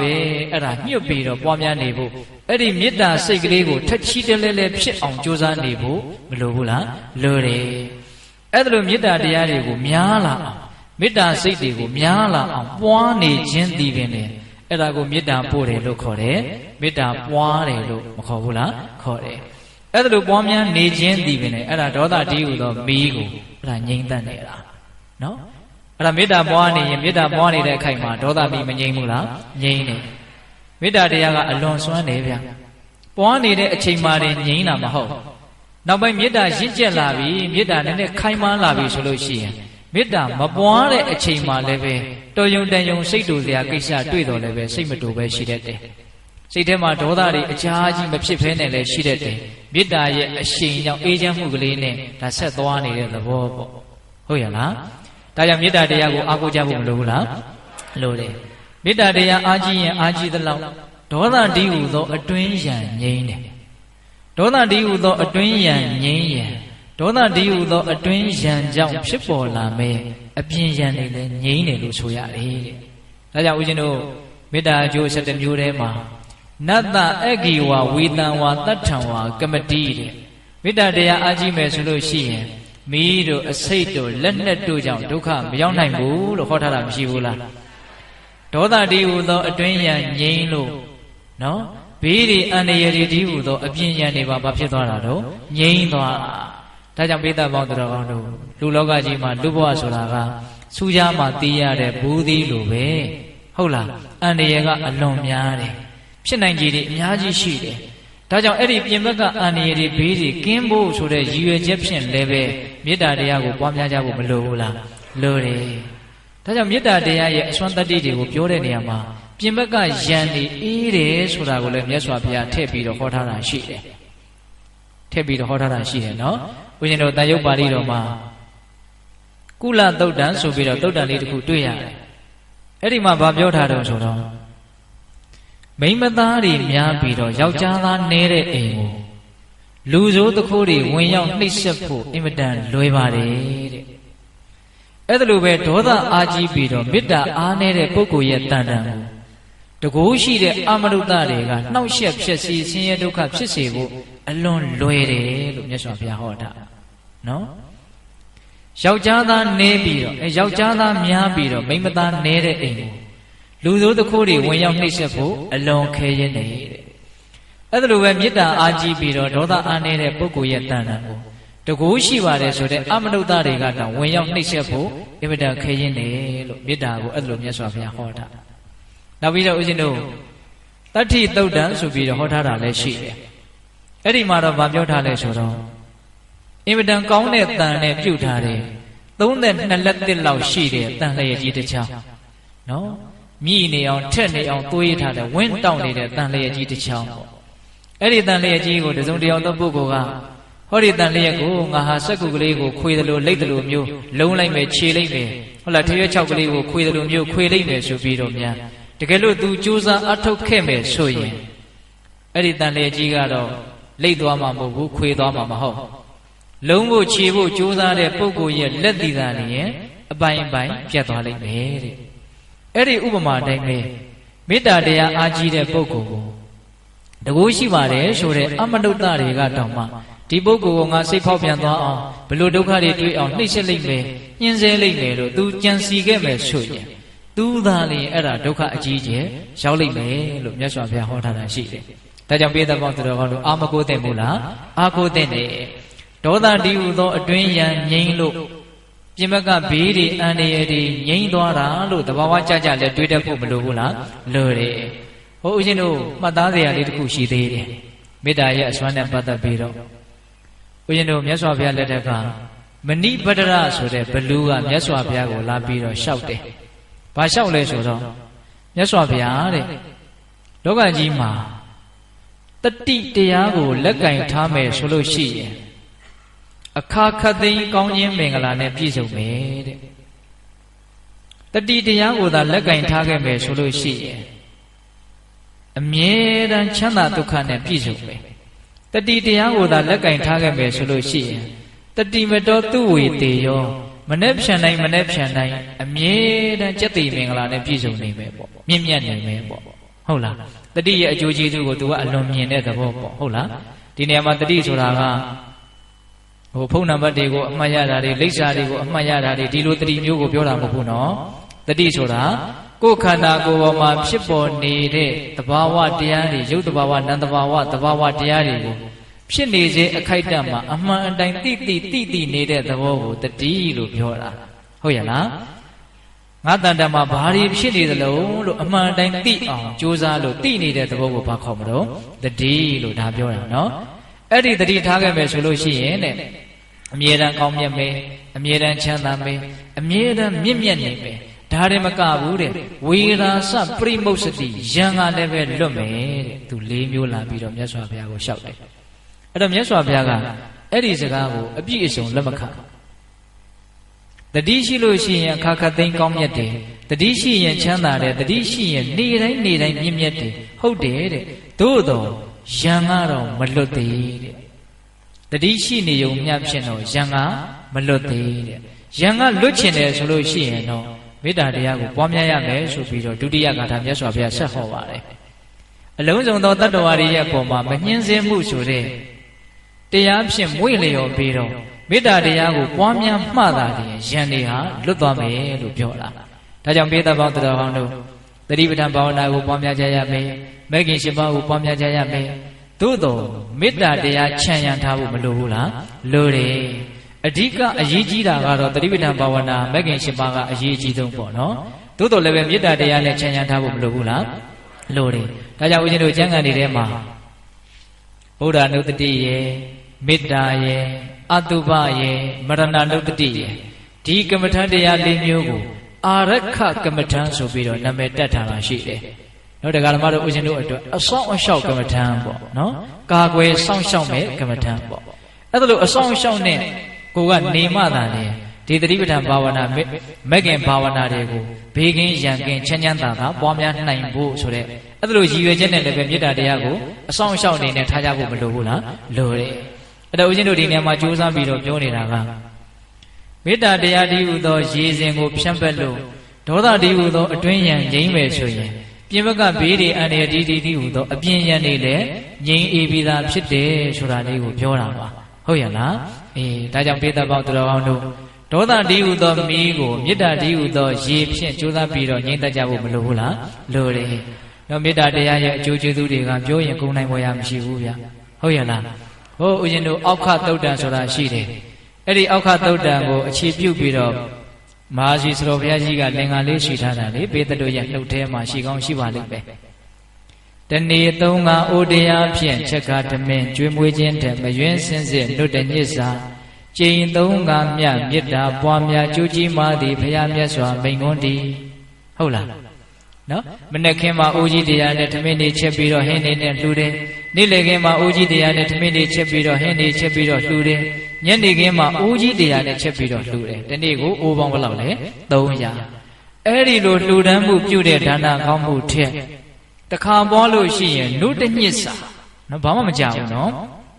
စစ်မှန်တဲ့မေတ္တာတရားကိုယ်တန်တမှာဖြစ်စေမယ်ဆိုရင်အဲ့ဒီကုသိုလ်စိတ်ကပို့ပြီးတော့အကျိုးအာနိသင်ကြီးတယ်လို့မြတ်စွာဘုရားဟောထားအာမကိုတိုက်ဘူးလားအာကိုတိုက်တယ်ဒါကြောင့်ပိဿပေါင်းသူတော်ကောင်းတို့ဒေါသတည်းဟူသောမီးကိုမေတ္တာတည်းဟူသောရေဖြင့်ငြိမ့်သက်တဲ့နေရာမှာဒေါသရဲ့အဖြစ်တွေကိုနားလည်ဖို့လိုပါတယ်မေတ္တာရဲ့အကျိုးကျေးဇူးတွေကိုနားလည်ဖို့လိုပါတယ်ဟုတ်ရဲ့လားဒါမှသာလေမေတ္တာတရားကိုပွားများခြင်းနဲ့စိတ်တွေပို့ပြီးတော့ထက်သန်လာမှာဒါကြောင့်ဦးဇင်းတို့ဒါကိုရည်ရွယ်ပြီးတော့ပြောတာပါဟုတ်ရဲ့လား ဒါကြောင့်တရားကောင်းစဉ်ပေးထားတာကဘာလဲတော့ဒေါသမီးနဲ့မေတ္တာရည်တဲ့ဟုတ်လားတရားကမဆုံးသေးဘူးနော်အဂိသုတ်တံမှာဒေါသမီးကိုမေတ္တာရည်ဖြင့်ငြိမ်းသက်ရမယ်လို့ပြောပြီးတဲ့နောက်မှာမောဟဆိုတဲ့မီးကိုပညာတည်းဟုသောရည်ဖြင့်ငြိမ်းသက်ရမယ်ဆိုတာကိုဆက်ပြီးတော့မပါဘူးလားပါတယ်မောဟကိဉ္ပါဏပညာယယာယံနိဗ္ဗေဒဂာမိနီဒါလေးပါနေတယ်နော်အဲ့တော့ဏိကုံးချုပ်ဦးဇင်းတို့မောဟတည်းဟုသောမီးကိုပညာတည်းဟုသောရည်ဖြင့်ငြိမ်းသက်ရမယ်ဆိုတဲ့စကားလေးကမပြောလို့မပြည့်စုံဘူးဒါကိုပြောမှဖြစ်မှာဟုတ်လားဟောဆိုမီးသုံးမျိုးထဲမှာမောဟမီးကကြောက်เสียအကောင်းဆုံးဆိုတာကိုပြောခဲ့တယ်မို့လားနော်မသိလို့သာလဲဆွဲလန်းကြတာမသိလို့သာလဲစိတ်တူကြတာလို့ပြောခဲ့တယ်မို့လားအေးဒါကြောင့်ဒေါသတည်းဟုသောမီးကိုပညာတည်းဟုသောရည်ဖြင့်ငြိမ်းသက်ကြဖို့ဆိုတဲ့အချက်ကလည်းပဲအလွန်အရေးပါတဲ့အချက်ပေါ့အဲ့တော့ဒီနေရာမှာပညာဆိုတာဘာလဲပညာဆိုတာနဲ့ပတ်သက်ပြီးတော့မြတ်စွာဘုရားကဒေသနာတော်အသီးသီးမှာအဓိပ္ပာယ်ဖွင့်ဆိုထားတာတွေရှိတယ်အများစုအဓိပ္ပာယ်ဖွင့်ဆိုတာကတော့ခန္ဓာမှာဖြစ်ပေါ်နေတဲ့ရုပ်တဘာဝနာမ်တဘာဝတွေရဲ့ဖြစ်ချင်းပြက်ချင်းကိုထိုးထွင်းပြီးတော့သိမြင်နိုင်တဲ့အသိဉာဏ်ကိုအဲ့ဒါပညာလို့မြတ်စွာဘုရားဟောတယ်ဟုတ်ရဲ့လားဒါကြောင့်ပေသပေါင်းသူတော်ကောင်းတို့တတိပဌာန်ဒေသနာနည်းဖြင့်ကြိုးစားပြီးတော့ခန္ဓာမှာဖြစ်ပေါ်လာတဲ့သဘာဝတရားတိုင်းဟာဖြစ်ပေါ်လာပြီးတဲ့နောက်ချုပ်ပြောက်သွားကြတယ်ဆိုတဲ့အဲ့ဒီအနိစ္စအချက်ကိုသိမြင်နားလည်အောင်ကြိုးစားကြဖို့မလိုဘူးလားလိုတယ်အဲ့ဒီအနိစ္စအချက်ကိုသိမြင်ရင်သိမြင်သလောက်ဒါဉာဏ်ပညာကြီးတယ်လို့ဆိုရတယ်ဉာဏ်ပညာကြီးရင်ကြီးသလောက်ဒီဘက်ကမောဟမီးဟာအားနေသွားဖို့အကြောင်းမရှိဘူးလားရှိတယ်ဟုတ်လားနောက်ဆုံးတရားဓမ္မတို့အရှင်တို့တွေအဲ့ဒီဝိပဿနာဉာဏ်ပညာကိုရင့်ကျွတ်အောင်ပွားများလို့သောတပတ္တိမေဉာဏ်ဆိုတဲ့လောကုတ္တရာပညာကိုများရခဲ့မယ်ဆိုလို့ရှိရင်ပထမအဆင့်သက္ကာယဒိဋ္ဌိနဲ့ဝိသိကိစ္စ